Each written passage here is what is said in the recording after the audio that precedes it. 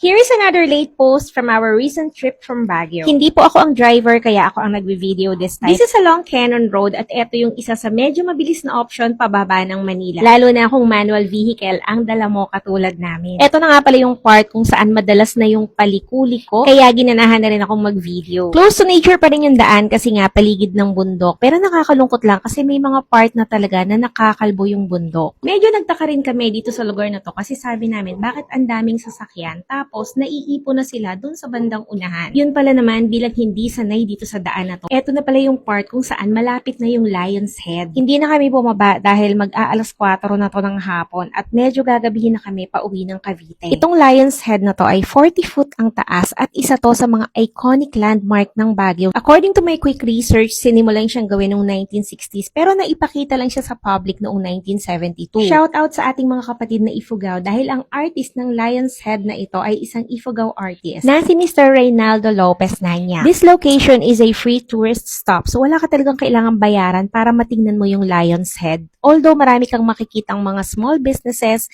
na nag-o-offer ng kung ano-anong goodies and souvenirs dito sa paligid. This iconic Lion's Head was built to represent courage and leadership by Baguio Lions Club. Naalala ko na nag-aaral ako, sa libro ko lang nakikita itong Lion's Head na to. Pero ngayon, abot na abot tanaw ko siya at pwede ko talagang malapitan. Wala pa ring social media nung panahon na yon, so wala kang chance na mapanood to sa mga TV or maski saan unless mabalita siya dun sa news. So ayan, nakalagpas na nga kami and hindi ko alam kung meron pa akong mga susunod na videos dito sa draft ko tungkol sa biyahe namin sa Baguio.